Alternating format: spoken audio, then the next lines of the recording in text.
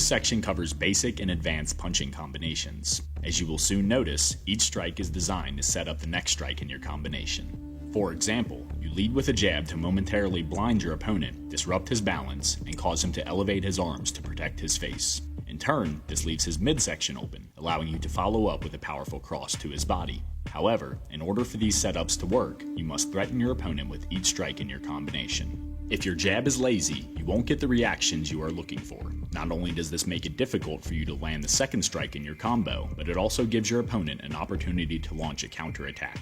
For the best results, work on developing perfect form instead of speed when first starting out. Focus on flowing from one strike to the next. Only after you have mastered this flow should you spend time on developing your power and quickness.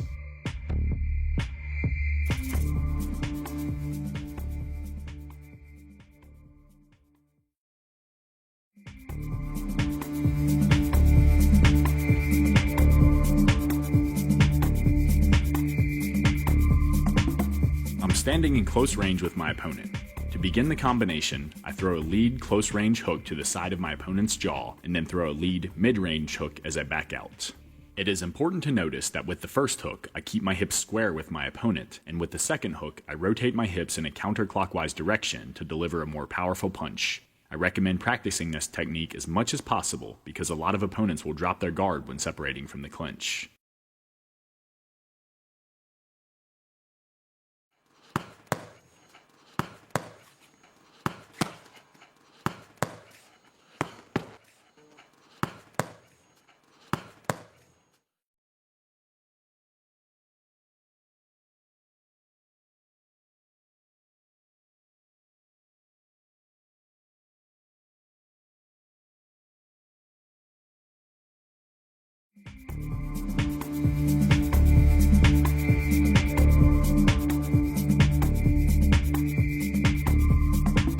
My opponent and I are in the same fighting stance. I begin by throwing a jab, but my opponent immediately counters by throwing a cross. To evade his punch, I utilize an outside slip.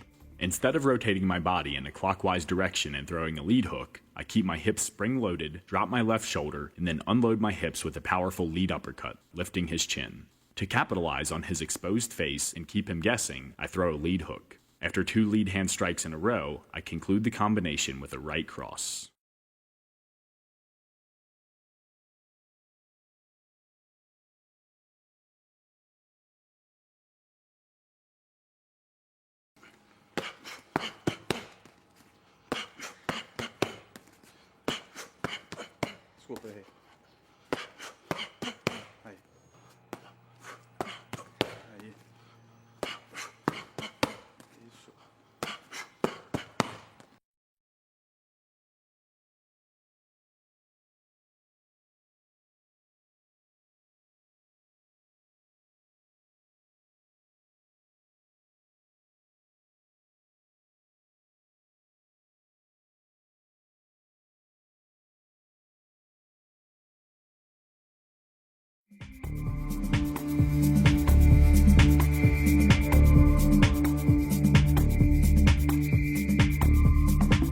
My opponent and I are again in the same fighting stance. Just as in the last sequence, I begin by throwing a jab, but my opponent counters with a right cross. To evade his punch, I utilize an outside slip. However, this time I throw a cross at the same time, which disrupts his rhythm and hinders him from immediately throwing a secondary strike.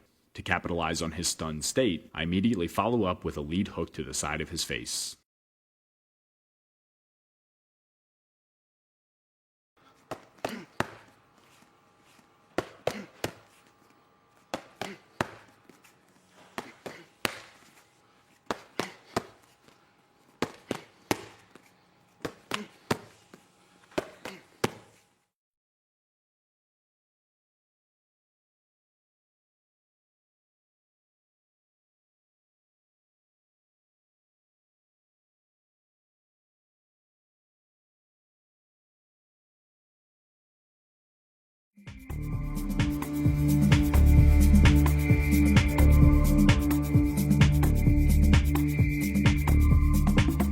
When you launch an offensive combination, there is a good chance that your opponent will counter with strikes of his own, and you must be ready to counter his counter. This is an excellent drill for developing these reactions. To begin, fire off 3 quick punches. a jab, a cross, and a lead hook. Upon landing your last punch, your training partner immediately fires off a cross, and you evade it using an outside slip. As he pulls his striking arm back into his stance, you fire off another 3 punches. Upon landing your last strike, your training partner immediately throws a jab. This time, you evade his strike using an inside slip. Just as before, you follow up with the same 3 strikes. As you will soon learn, this is an excellent drill for increasing your timing and reaction speed. The better you get at drills like these, the easier it will be to remain in the pocket while under fire. Instead of backing away from your opponent's strikes, which takes you out of range, you stay in the pocket, cause your opponent to miss, and cause him damage.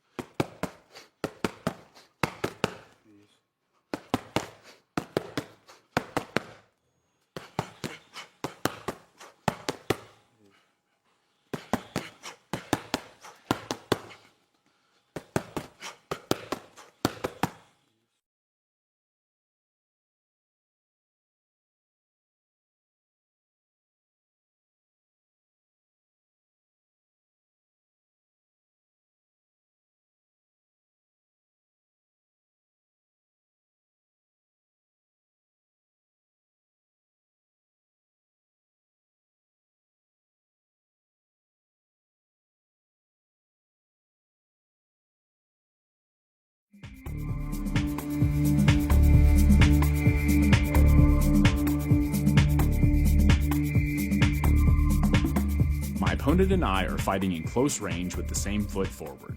To initiate, I deliver a rear uppercut to his chin. With there being little distance for him to throw a jab or cross, he counters by launching a rear hook. I evade his shot by stepping my lead foot to the outside of his rear foot, dropping my elevation, and shifting my weight toward my left side. Not only do these actions cause his punch to sail over the top of my head, but it also positions me off to the side of his body and supplies me with a dominant angle of attack. To capitalize, I slide my rear foot toward my lead foot to re-establish my fighting stance and throw a lead hook at the same time. Without hesitating, I immediately follow up with a rear uppercut to his chin. The instant I land the second punch, my opponent's instinct is to turn toward me to square his hips with mine and eliminate my dominant angle of attack. To prevent him from accomplishing this goal, I circle around him in a clockwise direction.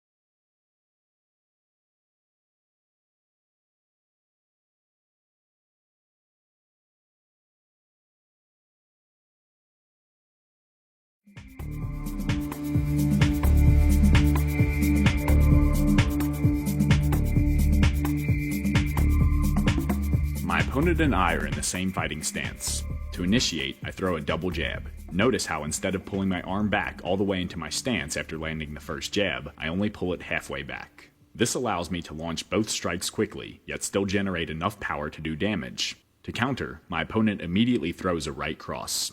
Instead of slipping to the outside of his punch, I slip to the inside of his punch using a shoulder roll. Although this makes me vulnerable to my opponent's lead hook, it also spring-loads my body, which I unleash by throwing a powerful cross.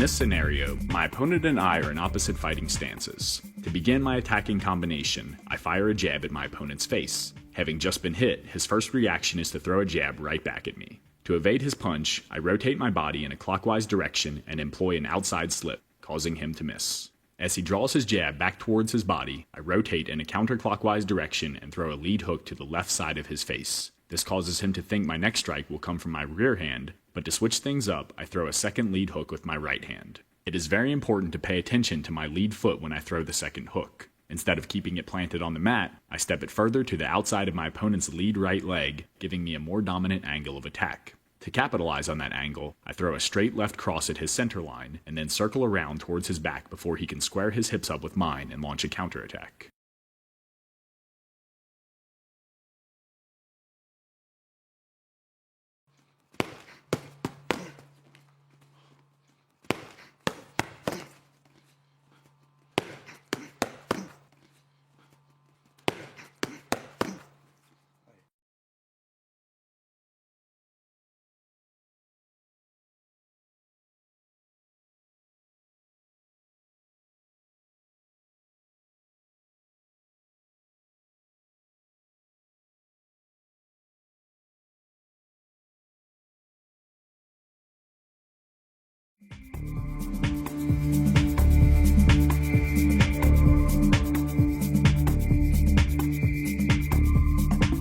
My opponent and I are in opposite fighting stances, and I'm peppering his face with jabs.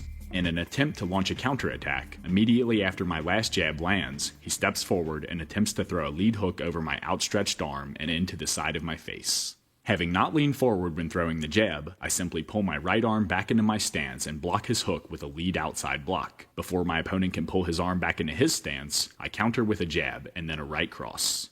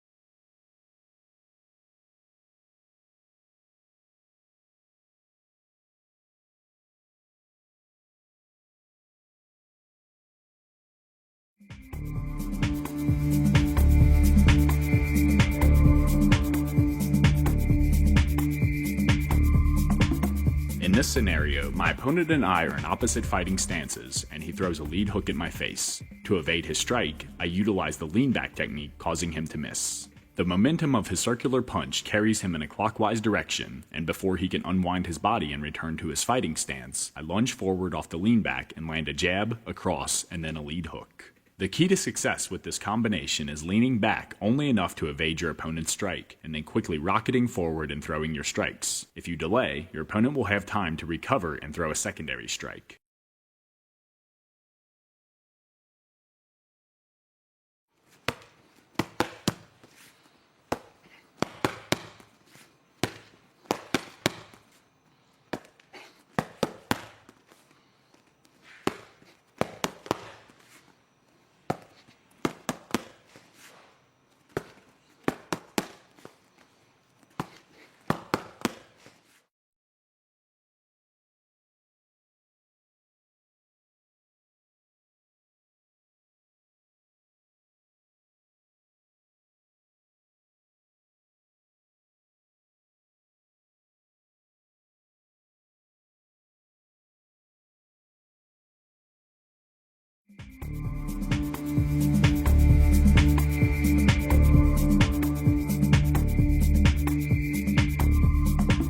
My opponent and I are in opposite fighting stances, and I throw a jab-cross combination at his face. Having just landed 2 strikes, he immediately throws a cross of his own. To counter, I utilize an inside slip, and before he can pull his arm back into his stance, I land another jab, cross, and jab. When fighting, it is unrealistic to think that you can throw 5 or 6 punches without your opponent striking back. Practicing combinations such as this one will not only prepare you for the inevitable counter strikes, but also to counter your opponent's counters.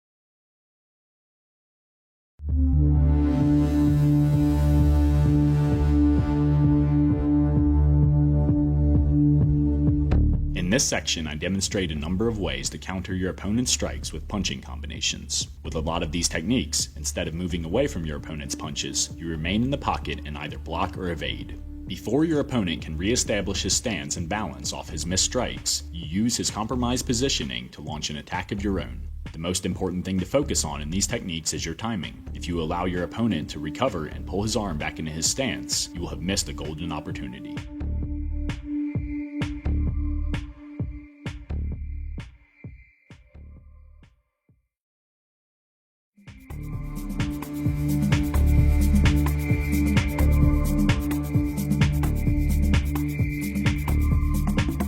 I begin this combination by parrying my opponent's jab and countering with a jab of my own. After causing your opponent damage every time he jabs, chances are he will get more hesitant with future jabs and either begin leaning his head backwards or dropping his rear hand in front of his jaw to catch your counter jab. Either way, it allows you to strike the side of his face with a lead hook immediately after throwing your jab.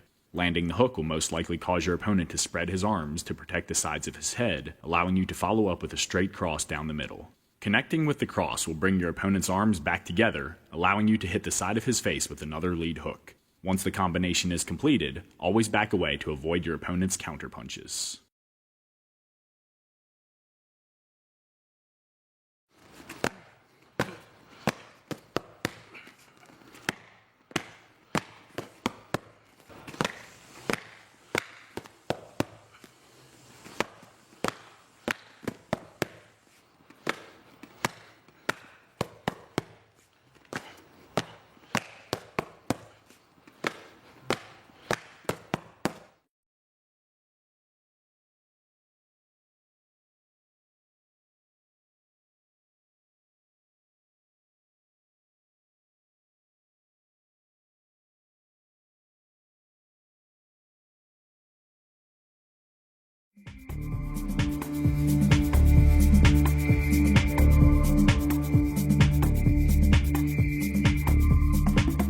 This combination is very similar to the previous one, except here I am using a lead parry to evade my opponent's cross. Just as before, I immediately throw a jab off the parry, hitting my opponent before he can throw his secondary strike. After several repetitions, I unleash my combination by following my jab with a cross.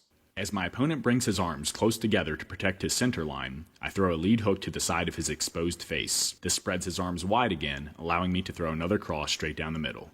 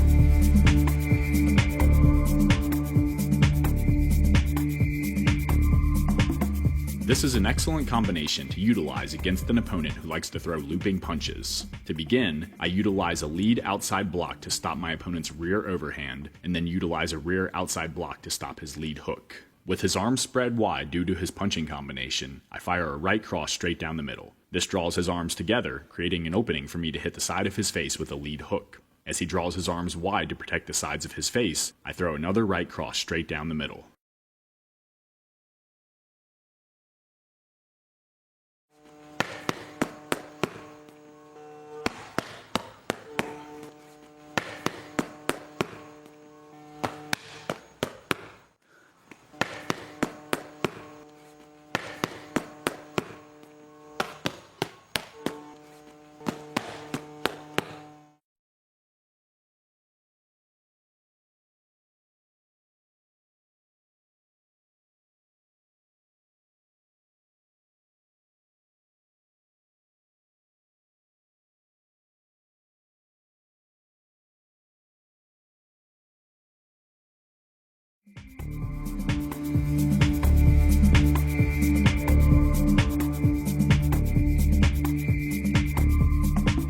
My opponent and I are in the same fighting stance, and I slip to the outside of his jab and counter with a jab of my own. Before he can pull his jab back into his stance, I throw a rear uppercut underneath his outstretched arm, lifting his chin. This exposes the sides of his face, allowing me to follow up with a lead hook. As my opponent spreads his arms to protect the sides of his face, I throw another rear uppercut straight up the middle.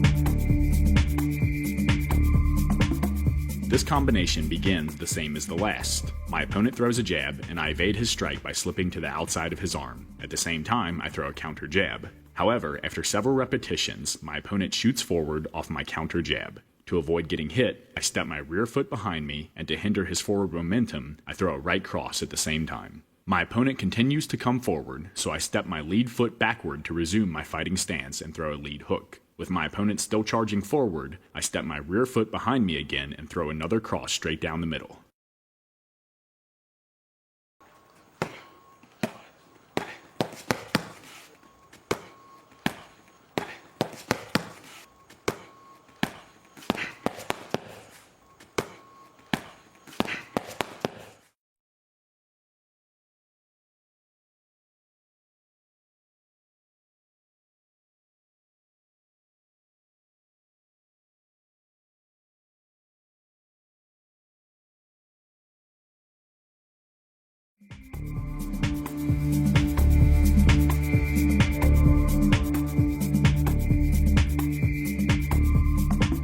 In this combination, my opponent and I are in the same fighting stance and he throws a right cross. To evade his punch, I utilize a lead sidestep, and to make him pay, I throw a counter cross at the same time. After several repetitions, I notice my opponent's hands coming together every time I throw the counter cross, so I immediately follow up with a lead hook to the side of his jaw. This causes his arms to separate, creating an opportunity for me to throw a rear uppercut straight up the middle, elevating his chin. This exposes the sides of his face, and I capitalize on that by throwing another lead hook. With his center line once again exposed, I conclude the combination with an overhand right or cross.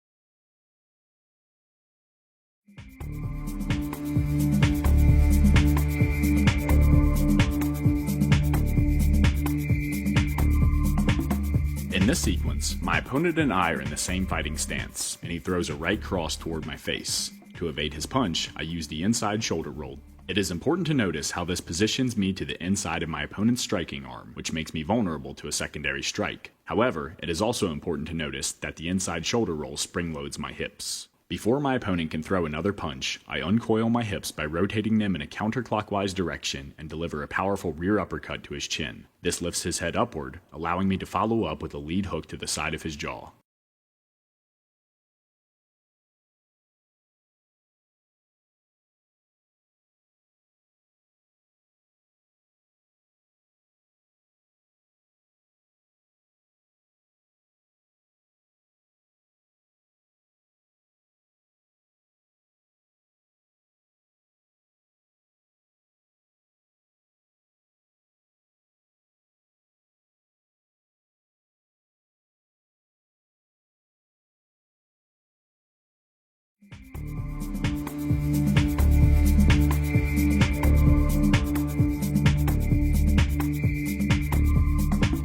This combination begins the same as the last. My opponent throws a right cross from the same fighting stance, and I evade his strike using an inside shoulder roll. Before he can launch a second strike, I uncoil my hips and throw a rear uppercut.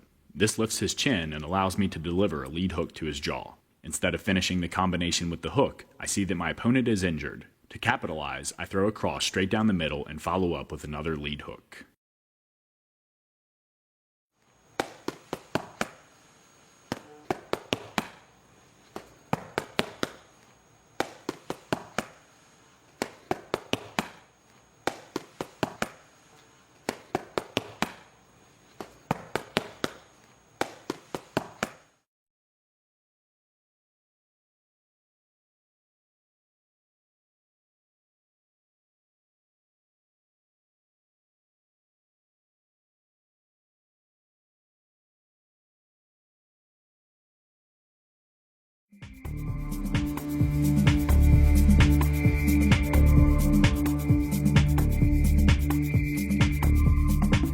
This is an advanced combination, not just because of how many punches you throw, but also because of the type of punches. To start, my opponent throws a jab, I utilize the lean back technique, and I slip to the outside of his arm and counter with a jab at the same time. I follow my counter jab with a right cross to force my opponent to bring his arms into his center line. Next, I pull my right arm back into my body, and without dropping my elevation, throw a right uppercut up between his arms and into his chin. This forces my opponent to bring his arms even closer together. After throwing 2 consecutive strikes with my right hand, it also makes him think I will throw a punch with my left hand. To shake things up, I now throw the rear right hook to the side of his face. This brings his arms outward, allowing me to throw a jab straight down the middle. With my opponent wounded, I conclude the combination with a cross and then another lead hook. The key to success with this combo is stunning your opponent with 3 right-handed punches in a row.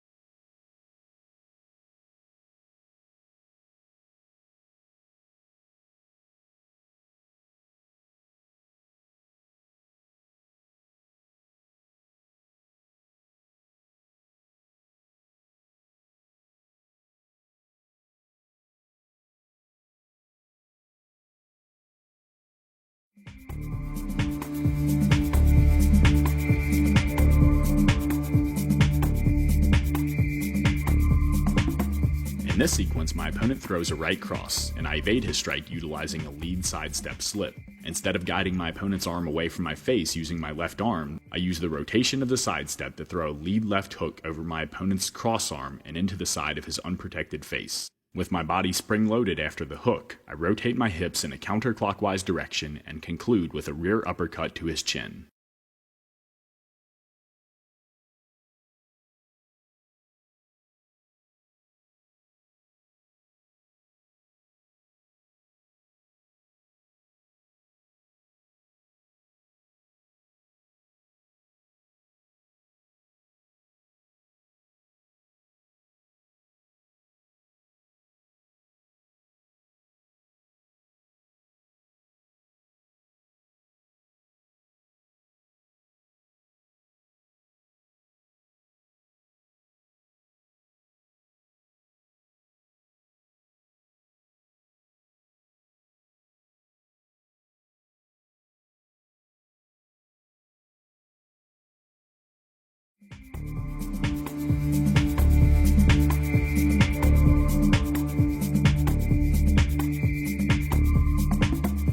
combination begins the same as the last. My opponent steps forward with a cross, and I evade his strike utilizing a lead sidestep slip and counter lead hook. After several repetitions, I unleash a lightning-fast combination to overwhelm my opponent. This combination is constructed from a lead hook, a rear hook, another lead hook, and then another rear hook. It is important to notice that I am not dramatically turning my hips on each punch. Instead, I throw the punches using a very slight rotation to land them as quickly as possible.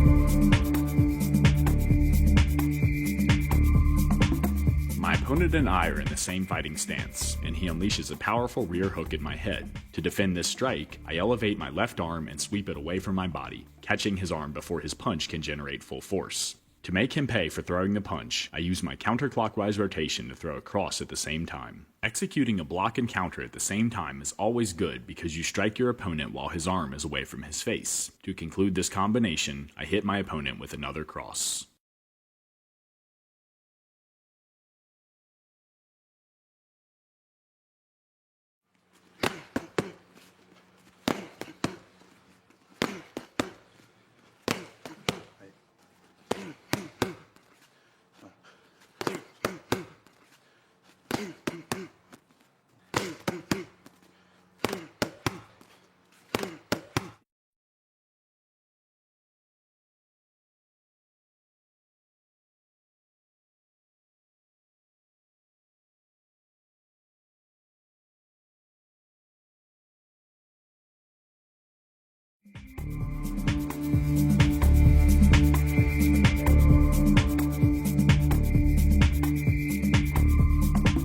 My opponent and I are in the same fighting stance. He throws a jab, and I evade his strike utilizing a rear parry. However, it is important to notice that I parry his fist downward instead of to the outside of my body. This allows me to throw an immediate counter cross over his extended arm and into his face. To conclude the combination, I throw a lead hook.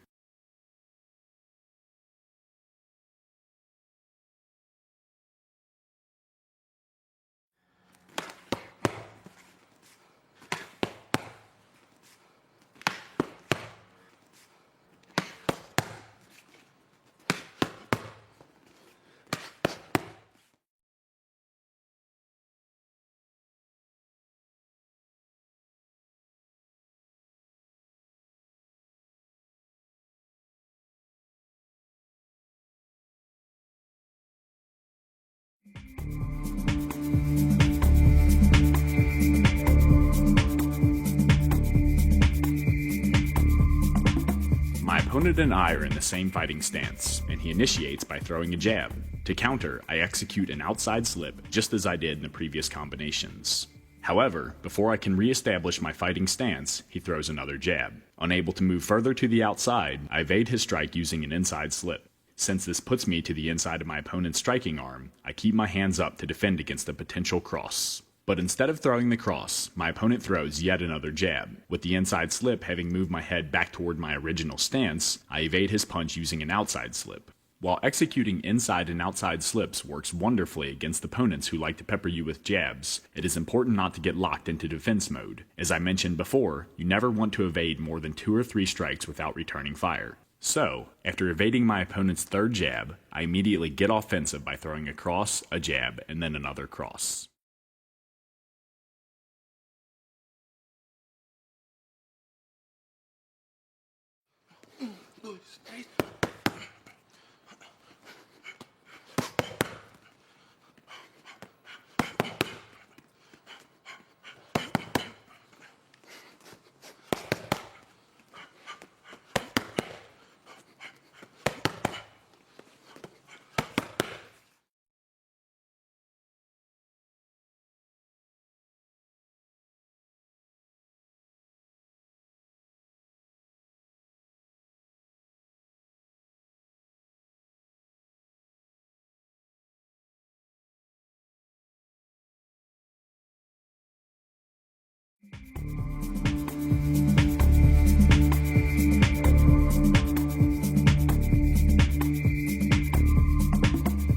opponent and I are in the same fighting stance, and he throws a jab at my face. Instead of using a regular inside slip, I step my rear foot to the outside of my opponent's lead leg and shift my weight in the same direction. Although this breaks the rule of only slipping far enough to cause your opponent to miss, it allows me to spring off my right leg and throw a powerful cross over his outstretched arm. As the momentum of my cross carries me back into my original fighting stance, I don't stand there and wait for my opponent to launch another strike. Immediately, I throw a jab to keep him at bay and then walk backward to create distance between us.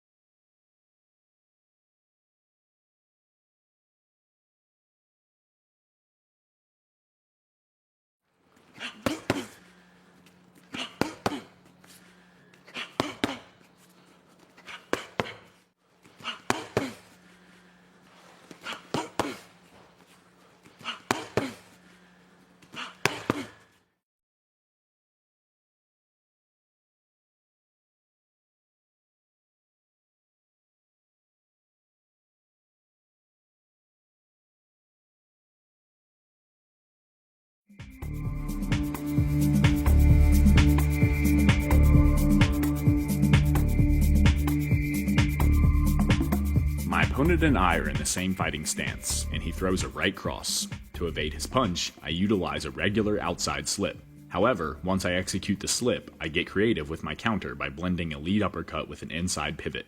This accomplishes 3 goals. Due to my rotation, it allows me to strike my opponent while his arm is still outstretched. It allows me to avoid his secondary punch, and it allows me to establish a dominant angle of attack. Once you establish that dominant angle, you can either launch another strike or back away from your opponent, as I do here.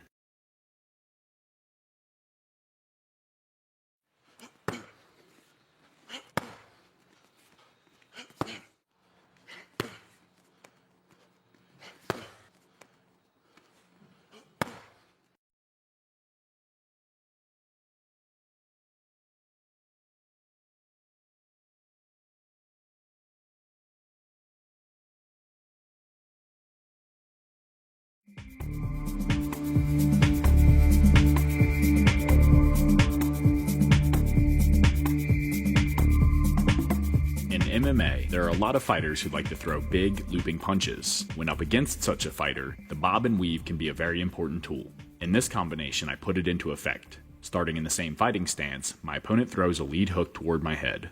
To evade his shot, I drop my elevation, step my rear foot to the outside of his lead leg, and then shift my body in the same direction, causing my opponent's fist to sail over the top of my head. As I increase my elevation to throw a counter strike, my opponent throws a rear hook toward the outside of my head. To counter, I drop my elevation, step my lead foot to the outside of his rear leg, and shift my weight in the same direction. Again, my opponent's fist sails over the top of my head. Not wanting my opponent to throw continuous punches, I make him pay by rotating my hips in a clockwise direction and delivering a lead hook. This forces my opponent's guard to slide outward, and I capitalize by throwing a cross straight down the middle.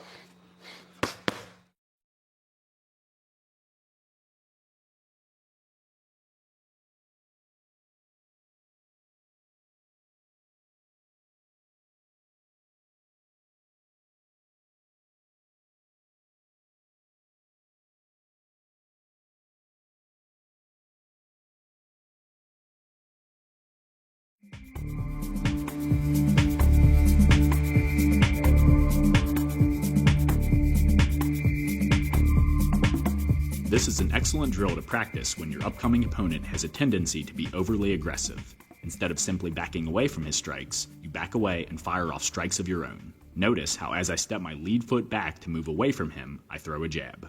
As I slide my rear foot backwards to create even more space between us, I throw a cross. With my opponent still coming forward, I slide my lead foot back and throw another jab. To conclude this combination, I hit my opponent with another cross. Although it can be difficult to throw powerful punches while moving backwards, your shots can still cause damage due to your opponent moving into your fists. It is important to notice that I only take 3 steps backwards. This is to prevent my opponent from really getting his momentum moving forward and overrunning me. If your punches do not stop your opponent, instead of continuing to move backward, a better approach would be to move off to the side and allow him to move past you.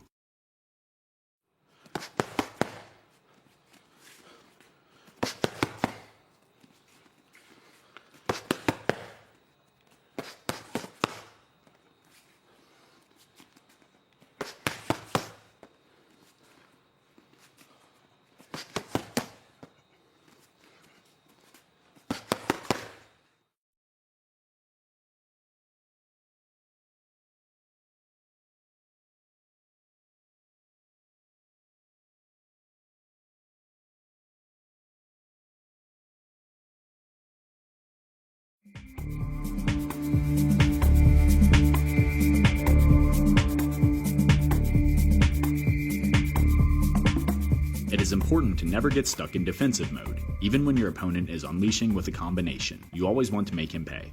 In this combo, I slip my opponent's jab and then use my arm to block his right hook to my body.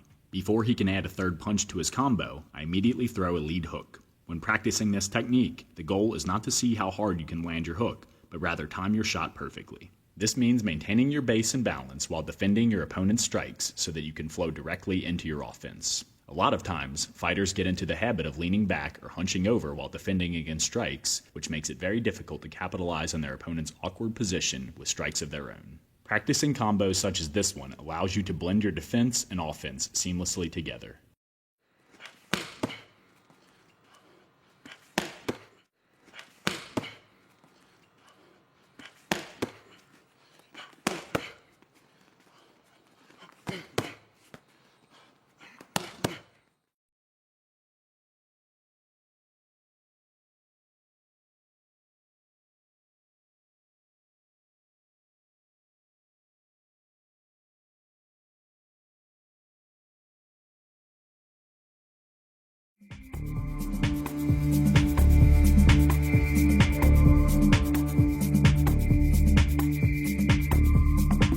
My opponent and I are in the same stance, fighting in close range. He initiates by throwing a powerful rear uppercut at my jaw.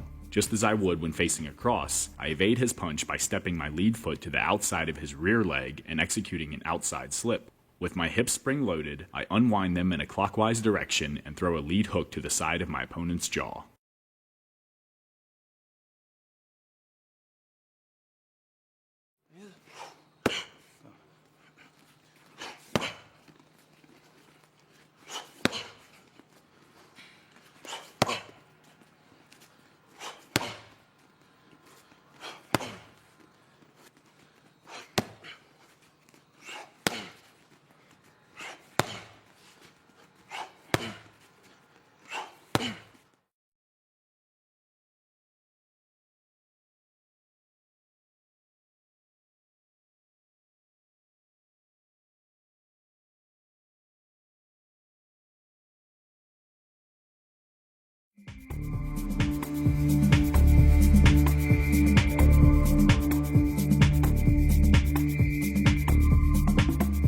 This is another combination that will not only help you blend your various defenses together, but also blend your defenses with your offenses. The combination involves slipping your opponent's jab, slipping his cross, blocking his lead hook, and then blocking his rear hook. Maintaining your base and balance throughout this entire defensive sequence, you immediately follow up with a combination of your own. In this case, I throw a lead hook, a cross, a jab, and then another cross. The combo you choose to throw is not important. What is important is following up before your opponent can recover his base and balance from his failed combination.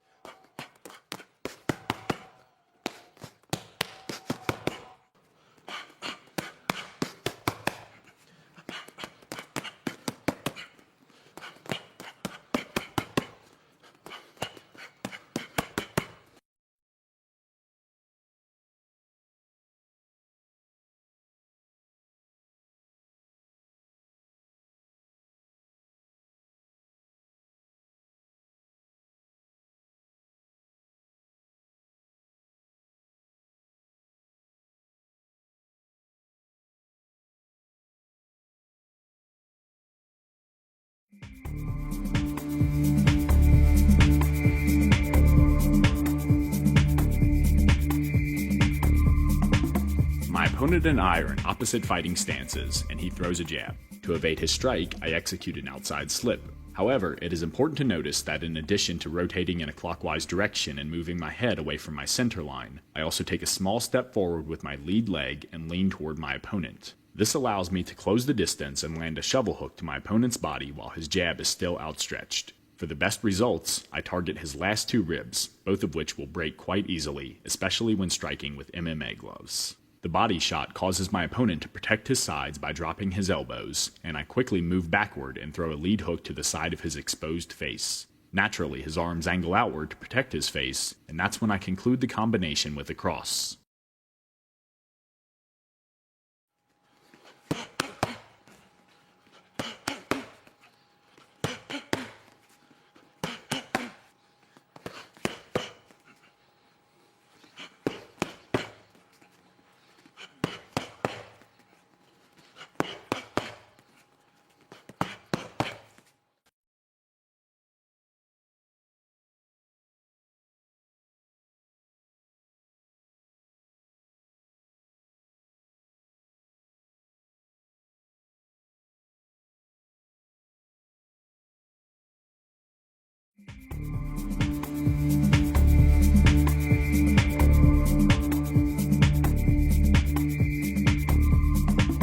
My opponent and I are in opposite fighting stances. He steps his left foot to the outside of my right, acquiring a dominant angle of attack, and throws a lead hook at my head. Immediately, I evade his punch using the bob and weave. To accomplish this, I drop my elevation by bending at the knees, causing his strike to sail over the top of my head. However, as I drop my level, it is very important to notice that I circle my right foot around to the outside of my opponent's left leg. Not only does this eliminate his dominant angle of attack, it gives me a dominant angle of attack. To capitalize on this, I throw a lead hook before he can pull his arm back into his stance, striking the side of his exposed face. Immediately after landing the shot, I throw a rear uppercut, and then another lead hook.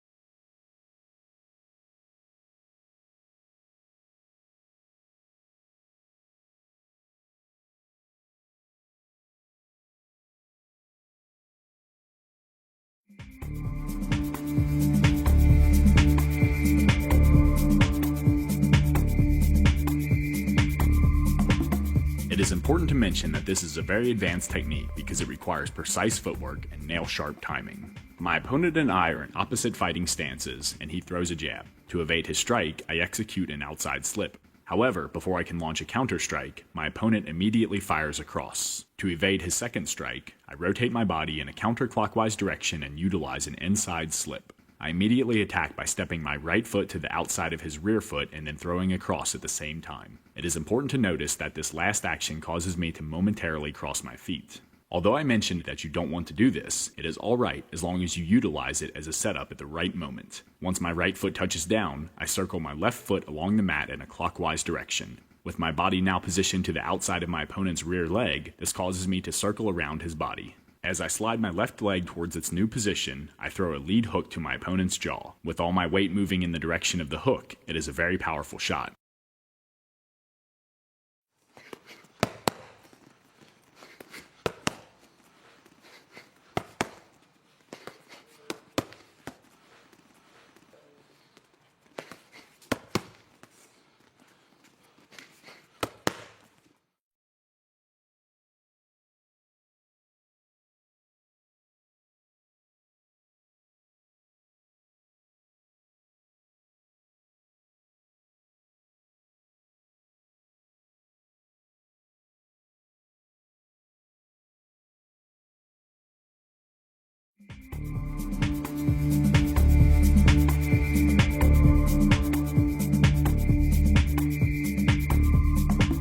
In this sequence, I demonstrate how acquiring a dominant angle of attack can create an opportunity to land a number of hard strikes. Starting off in an opposite fighting stance as my opponent, he throws a right cross and I evade his punch by rotating in a counterclockwise direction and slipping to the outside of his arm. Before he can pull his arm back into his stance, I rotate in a clockwise direction and throw a rear uppercut at his chin, lifting his head. This allows me to throw a lead hook to the side of his face. Having hit my opponent with several punches in a row, his natural reaction is to strike back. Immediately after landing the lead hook, he throws another cross at my face. Instead of slipping his punch, I utilize a cross step. To accomplish this, I step my lead foot across my body and to the outside of his rear leg. The instant my right foot touches down, I shift my weight onto my right leg and begin rotating my left leg and hips in a clockwise direction. As I square my hips with the side of my opponent's body, I immediately throw a cross. It is important to notice that I launch my cross while my left leg is still swinging into position. Although this zaps some of the power from my punch, it allows me to quickly attack my opponent from my dominant angle. In order to return the fight to a neutral playing field, he must now rotate and square his hips with my hips, but before he can accomplish this, I hit him with a jab and then another cross.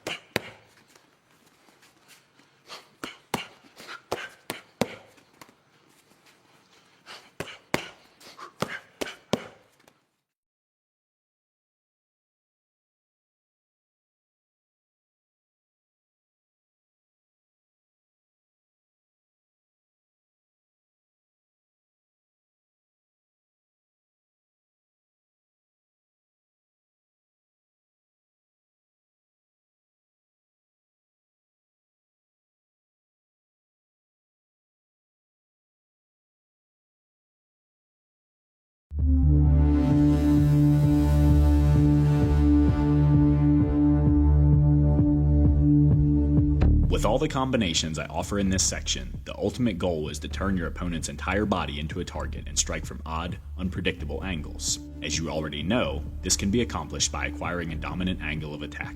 However, standing face to face with your opponent, it can be very difficult to establish a dominant angle through footwork alone. The instant you step off to your opponent's side to achieve a dominant angle, he squares his hips in relation to yours to eliminate it. To prevent this from happening, it's sometimes best to distract your opponent from your footwork, which can be achieved with your first strike in your combination. Although you might not land your first strike as a result of your neutral angle of attack, it gives you a dominant angle for the next strike in your combination. If you throw every strike with the intention of setting up the one to follow, you're guaranteed to cause damage with your combinations.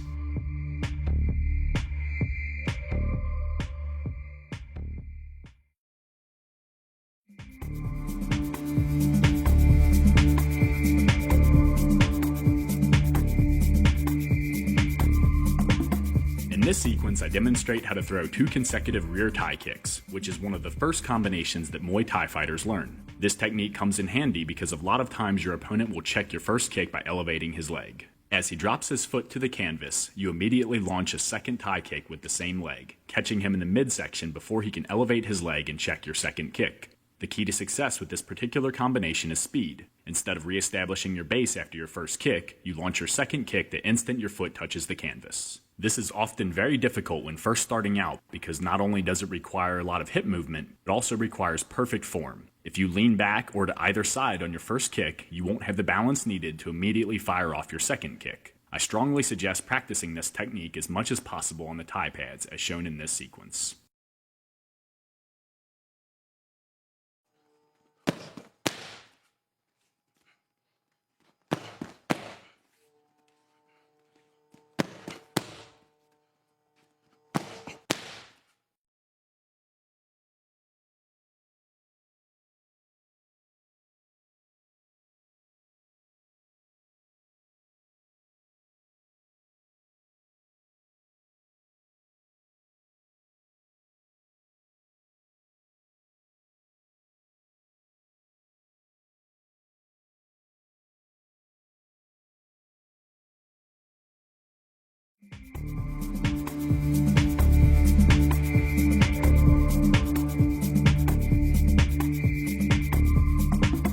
In this sequence, I demonstrate how to throw 2 consecutive lead leg Thai kicks. It is important to mention that the lead leg Thai kick is not nearly as powerful as the rear leg Thai kick. However, you can add considerably more power to the kick by switching your stance prior to throwing your first kick. There are a couple of ways to switch your stance. If you are already within kicking distance of your opponent, your best option is to slightly hop upward, slide your lead foot back, and your rear foot forward. This allows you to remain in the same position, yet still switch the positioning of your feet. If you are outside of kicking range, your best option is to step your rear foot forward. This too allows you to switch the positioning of your feet, but it also allows you to cover distance. Just as with the double rear Thai kick, the key with the double lead Thai kick is speed.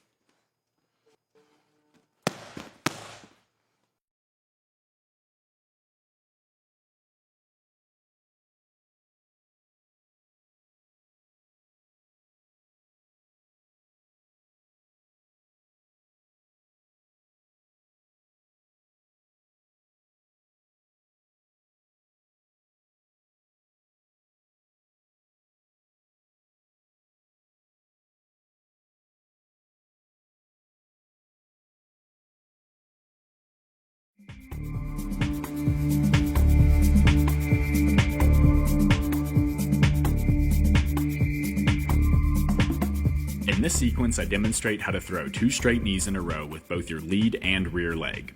Personally, I like to throw the rear knee when I am already within striking distance of my opponent. To set it up, I step my lead foot forward and then fire my rear knee straight into my opponent's midsection. As he bends forward from the blow, I immediately launch a second rear knee. When I am outside of striking range, I'll begin by stepping my rear foot forward. In addition to allowing me to cover added distance, it also puts my lead leg behind me, which allows me again to throw a powerful knee. With both versions, it is important to fire the second knee immediately after the first knee to capitalize on your opponent's stunned state. To accomplish this, bring your foot back to the canvas after the first knee, step your lead foot slightly forward to remain in striking range, and then push off the mat with your rear foot and launch your second knee. Each of these steps must be done in a fraction of a second, so I recommend practicing the combo as much as possible on the pads.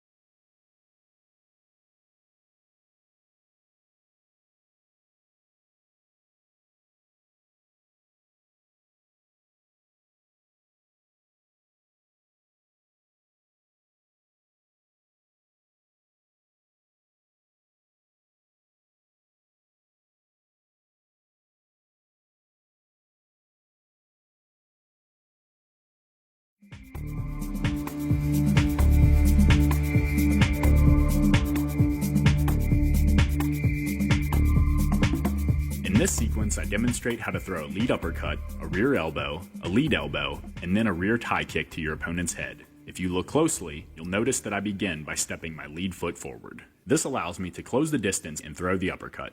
In addition to lifting his head and spring-loading my hips, the uppercut also causes my opponent to bring his arms closer together to protect his center line, which makes the sides of his face vulnerable. To capitalize on that vulnerability, I unwind my hips and throw a powerful rear side elbow to the side of his face. With my hips now spring-loaded in the opposite direction, I immediately unwind them and follow up with a lead side elbow to the opposite side of my opponent's face. Having thrown 3 strikes in a row from a very close range, your opponent will most likely back up to evade any further strikes. As you know, it is very difficult for a retreating opponent to either attack or defend, and you capitalize on that by concluding the combination with a rear round kick to his head.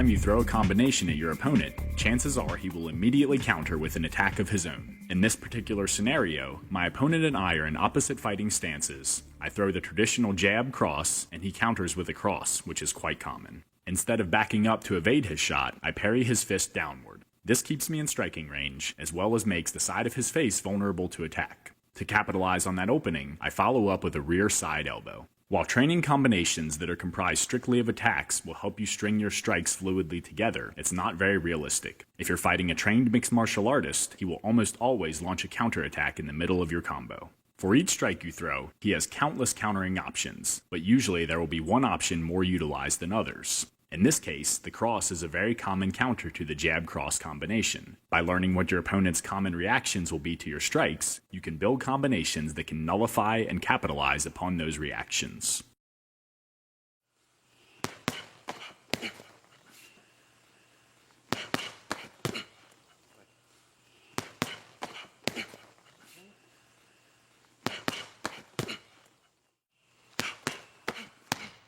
Agora últimos ferrados.